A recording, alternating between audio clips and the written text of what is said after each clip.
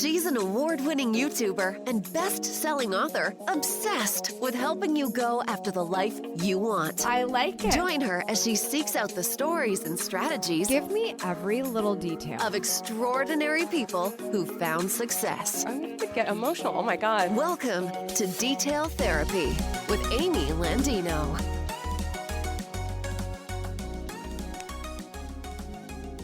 I love when people see their career as an experiment, because that's what I believe it is. It's an experiment that should meet you where you are. And the world that we're walking into right now, with the future of the workforce and robots taking over by 2025, a third of the workforce, is a world where your career is an experiment. There's jobs out there that titles haven't been made for. And 12 to 20% of Gen Z will have jobs that we haven't even heard of those titles yet. Wow. So I think with the world that's changing, we need to be changing with it. It doesn't mean we need to put ourselves under pressure to change. It means that we need to be receptive to the messages we're already hearing and experimental. Good morning, good life. Welcome back to Detail Therapy. You just heard a little bit of my conversation with career coach Ashley Stahl. In this episode, we're talking about what it's like to realize you're in a career that's ultimately not where you should be, how to improve on your self-esteem, and the 4 key ingredients to figuring out your calling. We have a lot to get into today, but for those of you who are new to the show, my name is Amy Landino, and I will be your host. I'm a YouTube creator, podcaster, business coach, public speaker, and best-selling author. I'm here to help you go after the life that you want. You can find out more details about me by visiting youtube.com/AMYTV. So this is going to be a special one. If you couldn't tell in the teaser, there was a little bit of background noise, and I am going to explain. If you have not been paying attention to my socials over the summer, I was in Las Vegas at MGM, and they were kind enough to sponsor Detail Therapy at their Women's Leadership Conference. It was the 13th annual event, and I just had the time of my life sitting in their rotunda and sitting down with some of the most amazing women speakers at this event. And it was a lot of fun. It's a lot of fun in the sense that it's a lively atmosphere as well. So this is definitely going to be a different type of recording experience for you to listen to. Sometimes the background noise is a little bit loud and sometimes it's not. And we tried to just sort of reel it in as much as we could. But I think the conversations are so good, specifically this one with Ashley, that you won't even notice after a while. But just so you know, lively crowd, and sometimes when they come out of their sessions, they're just chatty. They have so much to talk about, all the things that they're learning, and so they were chatting just as much as we were. So just want to give you that heads up so that you can, listen accordingly in your focused environment of absorbing some good information today. But I don't want to waste a lot of time. I want to jump into it. So with that, let's get into my chat with my next guest. Ashley Stahl is an American national security professional turned entrepreneur, podcaster, speaker, and career coach. She coaches women on how to go find their purpose, master the job hunt, and eventually transition into entrepreneurship. So Ashley, let's get into it. Ashley Stahl, welcome to the show. Thanks for having me. Why do you do what you do? I think everybody has a different set of core values, and a lot of people haven't really explored what they are, or what their top 5 are, perhaps, principles that they live their life by. And for me, human connection is it. Like, I just want to feel connected. And I know a lot of influencers, people who have YouTube or, whatever have you, they're making an impact and they're led by that and they're inspired by that. But for me, I love if anything I do makes an impact, but what's leading me is the desire to connect. And being driven by that has continued to make an impact anyway. And right now you're a career coach, an author, a podcaster, but you were formerly in counterterrorism. Yeah. Can you tell me, how did that happen? I know. What does that stage of your life look like? Yeah, not an obvious career pivot. In 2008, I was living in France, and I still live in France and in California. Oh, okay. Yeah, wow. And I remember being in this alleyway, and it was raining. I was in the western part of the country, and this man hit this woman across the face. And it really stopped me in my tracks, and he was yelling at her in a language I didn't know. And I was studying foreign affairs at the time because I've always liked connection. I've always loved people and humans, and why do people do what they do. And I remember in that moment, she had a baby in her arms. She was looking at me. He was hitting her. And because I was studying government, I think I misunderstood the moment and decided to study counterterrorism. And I find that most people make misunderstandings like that in their career, where they make meaning of an experience and decide on a career path versus just sitting with the experience and getting curious about it. And so for me, I went into counterterrorism because I wanted to make an impact. I wanted to help women. A lot of societies where terrorism is a huge issue, women are very oppressed. And so that was kind of my gateway into national security. I grew up around 9/11, I remember where I was standing when that happened, and I had family on the East Coast. And so I just made that decision to pursue that path and make an impact. And I don't know, I also had this thing with justice, like wanting to keep people safe or with integrity. And it's so interesting because having worked in that field, it's like I learned more than ever that everybody has their own side of the story. And there's been a lot of research done on terrorists. A lot of them don't have any sort of psychosis going on. They're very rational actors, rational thoughts, and they can rationalize what they're doing. And so for me, there's just been this human fascination that's guided me, and I misunderstood it and mischanneled it into counterterrorism. How long did it take you to realize you maybe that what was actually happening was something that you picked different than what you picked up in that moment? Yeah, I think that's what's driving all of the work I'm doing now with U-Turn, whether I'm speaking on a stage, writing the U-Turn book or the podcast. It's like I found that there were so many moments all the way to that job, that my soul was nudging me or whispering to me. And I think that a lot of people are so disconnected, or they're so in achievement, that they don't stop and wonder, am I achieving what I even want to be achieving? And so in my case, I think I was just so on autopilot that I couldn't listen or hear the little nudges that my soul was giving me, alerting me that I wasn't on the right path for me. And it wasn't until it was screaming in my face and I was asked to travel to 14 countries that were hot zones that I kind of had no choice but to walk away from that path. But along the way, like I said in my talk here at MGM, it's like when you follow what feels good, your purpose is on the periphery. And so for me, something about national security felt good, even if it wasn't right for me. And I trust that now. And I think a lot of people don't trust their path. Yeah. But if you trust your path and you're willing to make a change when the message is clear, you're going to find what you're supposed to be doing. And so in my case, the change was on the way to getting that job at the Pentagon. Learning how to job hunt is what changed my life. So many people used to ask me, like, can you help me with my career? And you should be a career coach. And I was like, that sounds like being broke, like a career coach. Like, what even does that, what is that? And then here I am 8 years later. I've had courses in 30 countries and all of the things. And I'm really excited for my first book to come out by Hay House in the next year. And all these magical things that are allowing me to live the life I really want to live in an unexpected way to get here. I love what you said about trusting your path. Yeah. Because it's so easy to say, like, trust your instinct and trust your gut. And there is something to be said about that. Yeah. But being okay with taking a moment that's happening to you right now, like you thought it was counterterrorism, you thought it was this thing, and you learned a lot, I imagine, in that line of work, things that you can still take with you in a lot of different ways. And it's okay that wasn't the thing. Yeah. And I relate to that so much. I went to school for one thing. I got the job for it before I even graduated. I thought I had it made when the whole world wasn't even getting a job after they got a degree. I had the job and it was awesome. But then I fell in love with a different line of work, and it was just like, okay, let's learn about this. Let's figure it out. Is this something that could be real? Is this something I could be serious about?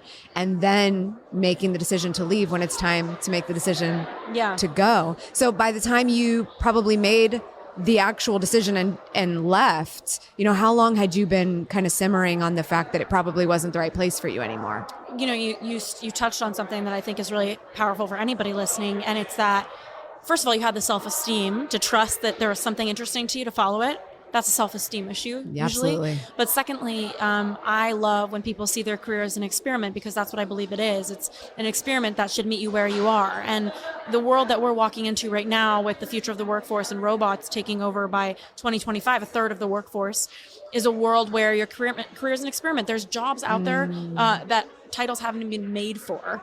And 12 to 20% of Gen Z will have jobs that we haven't even heard of those titles yet. Wow. So I think with the world that's changing, we need to be changing with it. It doesn't mean we need to put ourselves under pressure to change. It means that we need to be receptive to the messages we're already hearing and experimental, like where you are, and what you did with YouTube, like Definitely. following that interest. And So keeping your self-esteem good, working on yourself, whether you need a therapist, whether you don't, doing whatever it takes to keep yourself confident.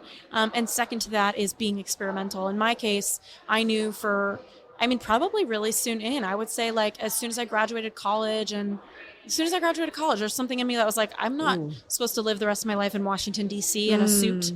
Like I'm wearing a suit right now. Like I feel like a sausage in this thing. Like I can't take this off. First line of business when I get back to the hotel room. Oh my gosh. Okay. So you said something there about your confidence, right? And finding your self-esteem. And it's something that is, it takes practice. Yeah. Really feeling like you are confident or feeling like you've gained enough confidence for a certain even moment in time, much less an entire day. Yeah. So as you were kind of navigating this new space of people were saying, you should really do this. Why don't you try that? Why don't you lean into that? And now here you are 8 years later, your confidence is in a very different place for what it is now. It takes time to get to that point. Yeah. What do you think you were doing in those early stages of your pivot to grow your confidence in this field? I think one of the most psychologically proven ways to build confidence is to make commitments to yourself and keep them. And they don't have to be big commitments. So how many times have you heard somebody, including me, say like, I'm going to go change my diet, go to the gym, and start waking up at 5 a.m. It's like starting with micro right commitments. Now. Yeah, like all 10 of minutes them ago. now. Exactly. I've learned that I need to know myself and know what's realistic for me, not in a way where I'm limiting myself, but in a way where I am knowing myself, knowing that like I'm not going to wake up at 5 a.m. every day after waking up at 8:30 every day and go to the gym and change my diet. So making micro changes and really committing to them. And reversibly, one of the ways that we hurt self-esteem is by breaking promises to ourselves. So I've learned to continue looking at my life and saying like, what commitment can I make to show myself that I'm going to show up for me and keep the promise that I made to myself? That's been huge. That.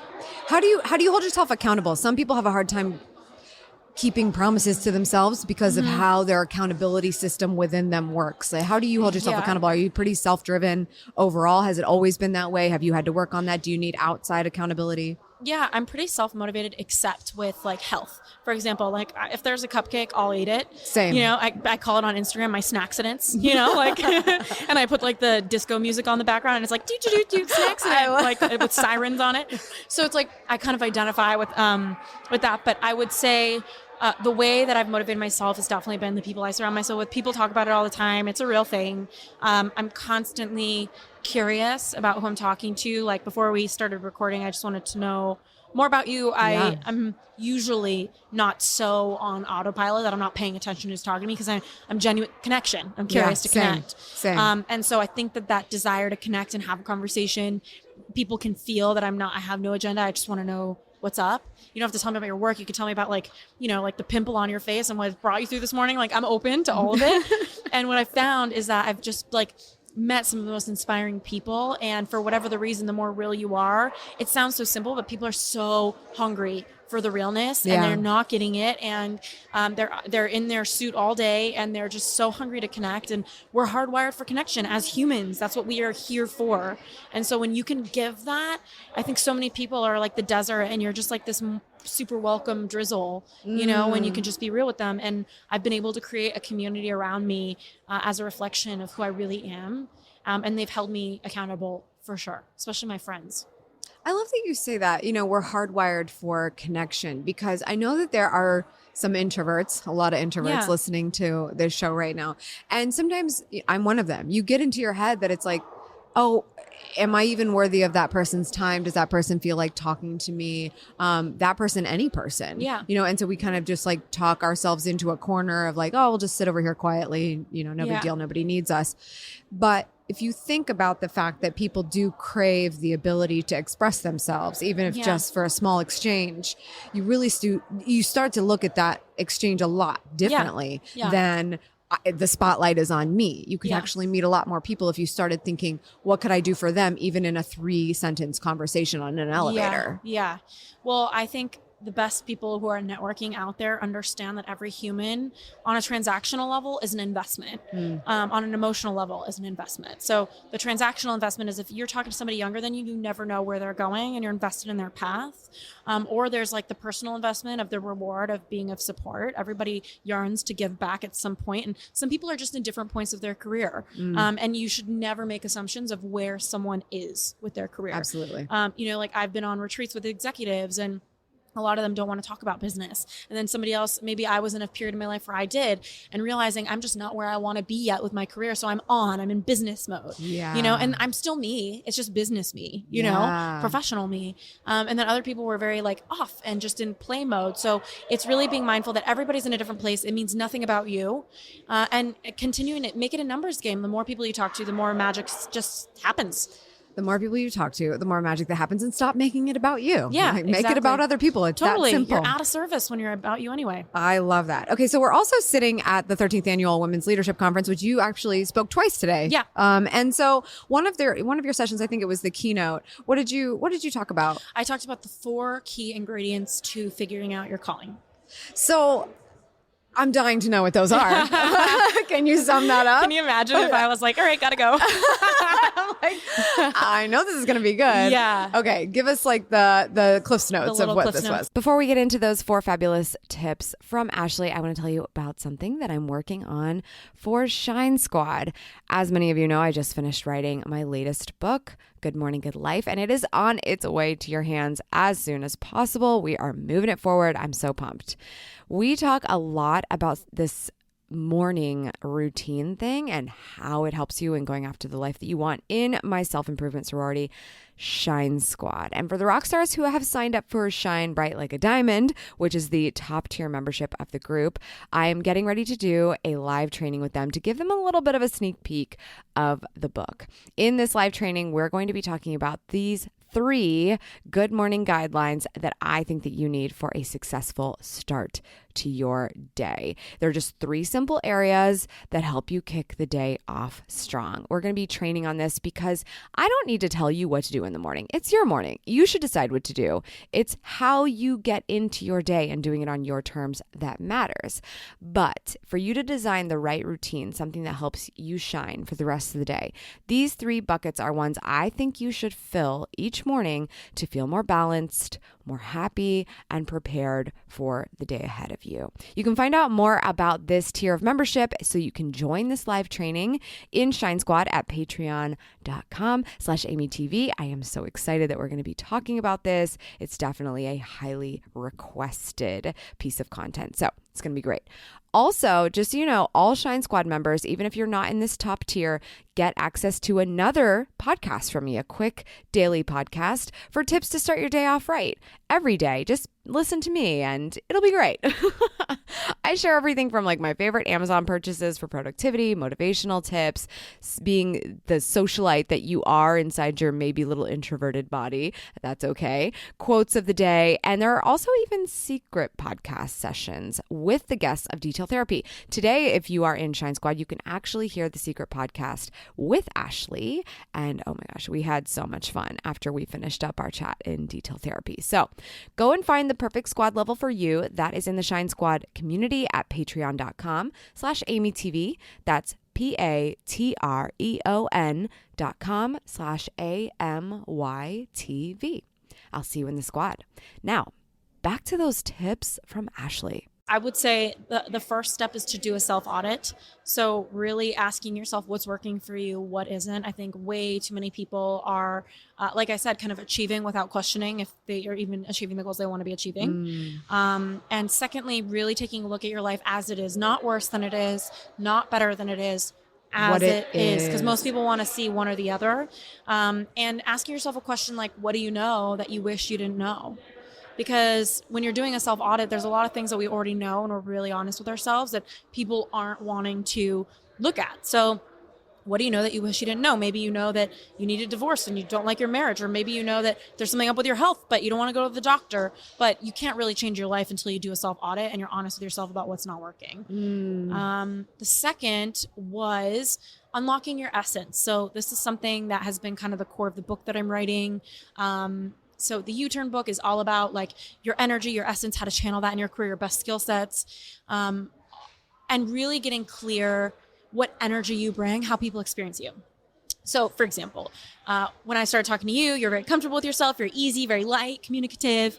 Thank you. You know, like, yeah, you and I are kind of similar in that regard, like chatty. Like, totally. we can talk, we're comfortable, airy, you know, like people can feel that. And when people can, a couple good questions that I mentioned in my keynote speech was, where have you seen me at my best? And how does the room change when I walk in? So if you can ask people closest to you, where have you seen me at my best? I love those questions. Yeah. And how does the room change? That really makes you, you know how they like tell you to like send a survey to all your friends and say like, answer these questions about me. Oh, my like, poor friends, they get so many surveys from me. You seem I'm like, like it's that time again. You seem like, those are good ones for that survey. Yeah. Oh, excellent. Yeah. And I think people will find some words. And when you really start to look at your essence, you'll realize that it's so much bigger than one or two job titles. Yeah. And there's so much I can do as a career coach to help hone and refine. But ultimately, when you look at your essence, like I'm a communicator, I'm humorous, I'm light, I'm, you know, like I'm all of these things. These You are can such think better of a lot of career talking points. paths. Yeah. The talking points that those are compared to like, this is what I've done before. This is what somebody hired such a me to do yawn. once, is a totally different way to walk into an interview room or to whatever that next potential phase of your life is. Yeah, exactly. Love that. Exactly. People are just regurgitating what you can find on your resume. But if you can really stand in your essence, it's like, okay, I'm a speaker, I'm a career coach, I'm an author, I have a podcast. But really, when you look at me, it's like I could be a real estate agent. I could be a talent agent. I could be a poet. Like I could be a lot of things. And I think when it comes to looking at your career path, there's so many other factors. And my breakout session was all about figuring out your core skill set. But your essence is such a foundation. I think your energy that you bring to the I room. love the word essence so much. And this is reminding me of the interview we did with Alyssa Mastromonaco, which is the former deputy chief of staff for President Obama. And she specifically said, like, do your resume when it's a good time. Yeah. And I feel like even if you don't need to work on your resume right now, even if you don't need a job right now, So true. do this essence sort of discovery and see how you can improve how you represent yourself. Even something as simple as putting it down on paper and writing it about yourself, whether you need to update a resume or go get a job or not, knowing that helps you enter a room differently, I think. That's so true. And I that. think the world makes way for people who are clear. And I think when you have incongruence with yourself, people can feel that and nobody knows how to help you. So if you're out there having conversations, but you don't really know where you're headed, nobody really knows what to do with you. So I think ultimately getting clear on who you are, how you feel in the room for other people is such a weapon. Yeah. For good. Cool. Good kind of weapon. Was that 3? That was 2. And was then 2. the third one is to follow what feels good. So, you know, it sounds simple, but how do you feel what feels good? You know, we live in a world of tweets and text messages, and the research is we're so connected, we're disconnected. So They're just habits at this point. yeah. You don't even know how they make you feel. 100%. And how do you connect? Well, number one, the human gut, researchers are saying they're calling it the second brain, and for good reason. There's 200 million neurons in there, which is the size of a cat or dog's brain. And that's enough for you to feel if something's wrong. That's why your gut either is expanding when I talk to you about an idea or contracting. Something doesn't feel good. And as humans, we're wired for incongruence. We're wired to see when something doesn't match up. That's why when you walk into a room, if that person over there doesn't feel good, there's something incongruent about what they're saying and how they're being, or something incongruent. And that's what I learned working in counterterrorism is paying attention. My life depended on incongruence and seeing it. So I found when you follow what feels good, you start to pay attention to that job offer. Is your body expanding or contracting? It's really that simple. With people, with marriages. Like, are you going to marry the right person? Well, do you expand when you think about your life with them, or are you contracting? Like, it really is that simple. We live in a world of, you know, like the unnecessary degree, the corporate ladder, but we're not really paying attention anymore to what feels good. And I think that is where your purpose is either right in front of you or a lot of times on the periphery. It's just such a great visual way to think about what a gut check looks like. Yeah. I mean, because that's really what we're talking about. Yeah, it's a gut and a lot check. of, you know, whether that phrase has been so overused that people don't even really know what it means anymore. I feel like that illustration is a great way to go, oh, shoot, like actually I kind of get nervous, or I kind of like feel down when this particular topic comes up, or when I'm focusing too much on, is this the right call? Yeah, exactly. Love that one. That's a good one. Yeah. And then the final one you could guess is engage. So, you know, it's like if you keep a journal of where you're at your best, or you collect your essence, feedback from friends, that's not going to get you your dream job or your love interest. Action's going to.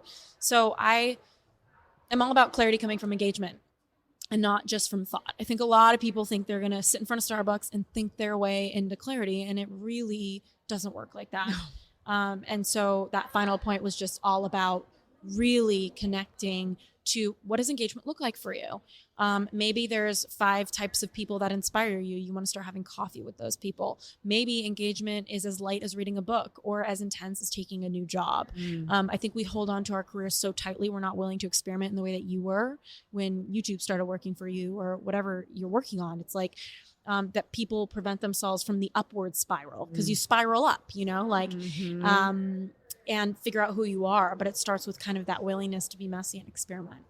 Amazing. Such good tips. I think there's a lot to take away from there. I want to get into the details of your life now, Ashley. Could you tell me, what is it like to wake up in the morning? What time is it for you? What's your morning routine like? Walk me through it.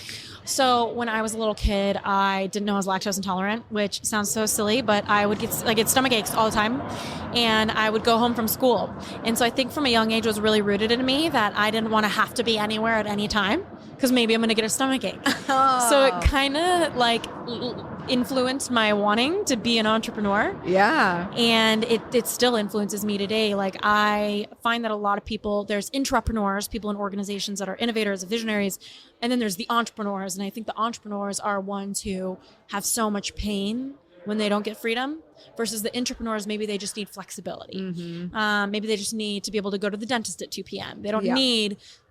for me, it's like, don't tell me to be anywhere in makeup at any time. Like, speaking is the only thing I do with a time. So a regular day for me is Don't you love different. podcasting other than like right this second? I mean, if this was a podcast on U-Turn podcast, I'd be like in my underwear with a t-shirt for sure, having some sort of conversation with a CEO or a love expert. Who knows? Right. I really love being on my own time because I feel so connected. Other than connection being a core value for me, creativity. And creativity for me looks like needing a lot of space, not for my friends, but for myself. So it looks like I can't have back-to-back meetings. I can't wake up to an alarm. Sounds like, the millennial stereotype. I'm just working with it. So every day I wake up at a different time. It's whenever my body wants to wake up. I don't schedule any meetings until noon. And I always have an alarm for 11:30 just in case, but I've never slept just that to late. remind you. Like, I'm always up at like 8:30. Yeah. I make a cup of coffee. I journal. I do something called soul writing. So I just write from what my soul is telling me. Love that. So I just connect and I write at the top of my journal, like, what do you want me to know today? And I always I love that prompt. Yeah. We talk a lot about morning pages. Have you read The Artist's Way by Julia Cameron? She talks about morning pages, and it's similar in that you wake up, first thing you do roughly the first thing you do in the morning is 3 pages of just whatever you're thinking. Just write it down. Even if writing. And I love that prompt. That's a good one. It's so great. Yeah. My soul's told me such interesting things, and sometimes it's a business idea. Sometimes it's something about a relationship or whatever have you, but it's deepen the relationship I have with myself and the trust that I have with myself, because it's like a positive feedback loop where I follow it. I might not follow everything it's telling me, but there always is like one little gem in there that I'm like, I need to do that. So that's my morning. Every day is different. Sometimes it'll be a podcast. Yeah.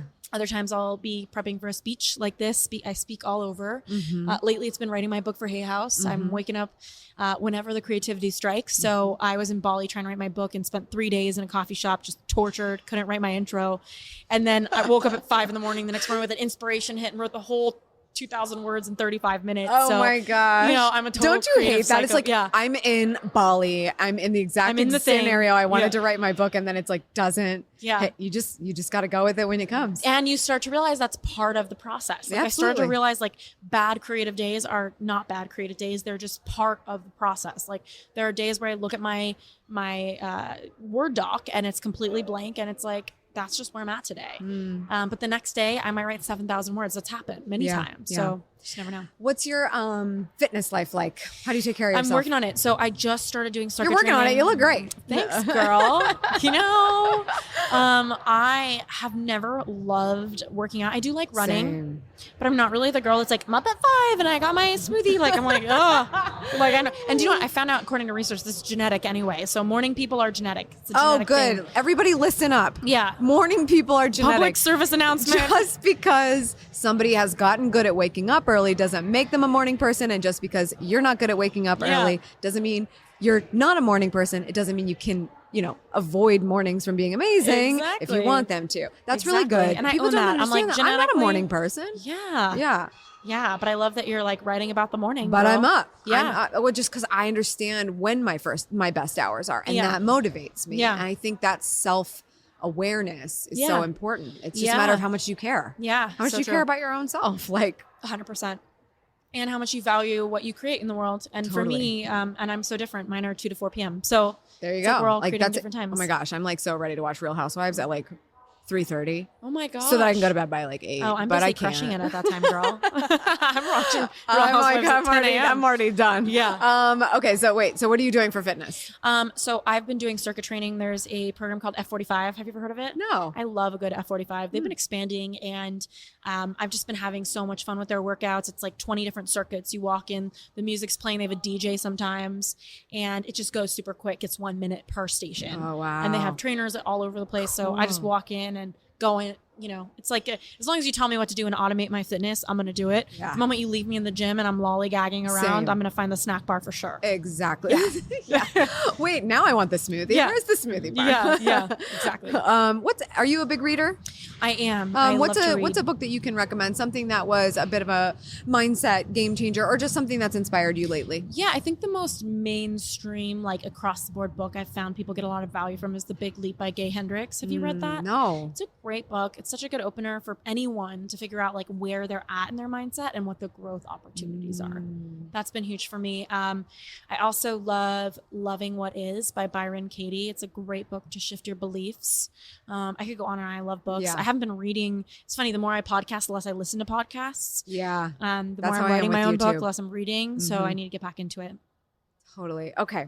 Cool. I'm just like Looking at all your leaning on questions. everything that you're saying, and Yeah, I'm like, no. I'm forgetting where we're going because I want to ask about so much. But I'm available for parties. I know. I'm like, there's so much more here. Where can people follow you before I Yeah. wrap this up? Where can people follow you? Because I know you have you have the U-Turn podcast. Like, Yeah. there's so much. I feel like you have a lot to teach and share, and I know my Thank community would you. want to hear more of this. Thank you. You guys can hit me up on the gram at Ashley Stahl. It's ASHLEYSTAHL. Or like you said, U-Turn podcast. It's YOU turn, 2 words. I love the podcast. I think that's the best place to connect and really learn, and it's free, like all podcasts. So. The best. Yeah. Love that. Okay, in just a few minutes, I would like to challenge you to the Secret podcast if you're Okay, up for it. let's do it. Okay, but before I tell you about that, everyone, you can find out about the Secret podcast in Shine Squad. That's at patreon.com/AMYTV. But first, my final question. Yeah. What does it mean to you to go after the life you want? I think going after the life you want means being really honest with yourself about what success means for you. I think everybody has a different definition of success. And in my case, it's freedom of my time and hanging out with the people that I love. To me, that's success. So if I'm supporting myself, I have a lot of free time and I'm hanging out with the people I love, I'm in my own definition of success. Ashley Stahl, thanks for being on the show. Yeah, thanks for having me. All right, let's catch the details of this chat. First of all, get clear about your life as it is, not worse than it is. It's so easy to worry. It is so easy to worry, and it's so easy to think about your life as it is at the worst case scenario. But the worst case scenario is not usually the case. And even if you're in a pretty crap situation, you're probably thinking of your life as even worse than it actually is. So really be honest with yourself. What is life like right now? Whether you have debt, whether you have relationship problems, whether your career is not where you want it to be, just write it down. Wrap your mind around it. What is it actually at this moment? And get clear about that, because that's the first step to moving forward. Not convincing yourself it's so bad you can't do anything, but where are we so we can do something? Now, also, if you want to know more about yourself, I love these questions that Ashley talked about, asking people, where have you seen me at my best? And how does the room change when I walk in? What powerful questions to ask people if you really want to know what they think about you and what you bring in terms of value. It may not be that you have a content strategy that's valuable for the world, right? That's what we think about sometimes when we think that we're presenting value. But as humans, we are valuable. But what is that value that we're bringing? It might just be the air that we bring into a room when we enter it. And what does that mean? And how can we leverage that for going down the path that we hope to go down if we're not necessarily on the right one at the moment? Also, I love these questions. Do you expand or do you contract? Focus on something. Think about something as if it's a person, a job, an expectation that your parents have of you, any of these things. When you really sit in the moment of thinking about that future for yourself or thinking about that reality for yourself, do you expand or do you contract? And that's going to tell you a lot about how you really feel about it and maybe what you should do about it. And that is self-awareness. And finally, because I love a good writing prompt, if you're not doing morning pages, no big deal. Try this one from Ashley. Just write a couple of words down, write a page down, and start with the prompt, what do you want me to know today? Just ask the universe, what's going on? What do you want me to know? Love these details from my chat with Ashley Stahl. Make sure you check out all the details of how you can find Ashley, follow her, and check out her snack breaks on Instagram and all that fun stuff. She was such a blast. Like immediately I DM'd her and I was like, girl, we were vibing today, so we need to probably do a few more things together. We definitely see the world in a similar way. So definitely check her out, follow her on all the things, check out her U-Turn podcast. Definitely worth your precious time. If you like even more advice straight to your earbuds, you could check out some simple steps for going after the life that you want. And that is my 7 essential details for doing just that and living your best life. I've got these all in an audiogram for you. If you subscribe to this podcast, take a screenshot that you did and send that screenshot to hello@detailspodcast.com with audiogram please in the subject line, and we'll get that right over to you. Don't forget to listen to the secret segment, The Secret Podcast with Ashley Stahl over in Shine Squad at patreon.com/AMYTV. Got a new podcast every day for all members, and it's just about 2 to 5 to sometimes 10, just depends, minutes long every morning to kick your day off right. Patreon.com/AMYTV for more details. That is all for today. Thank you so much for tuning in. I appreciate it as always. If you would like even more actionable details, head over to AMYTV by visiting youtube.com/AMYTV or searching for AMYTV in your YouTube app. Remember, subscribe for good vibes, kiss the ones you love, and go after the life that you want. Cheers.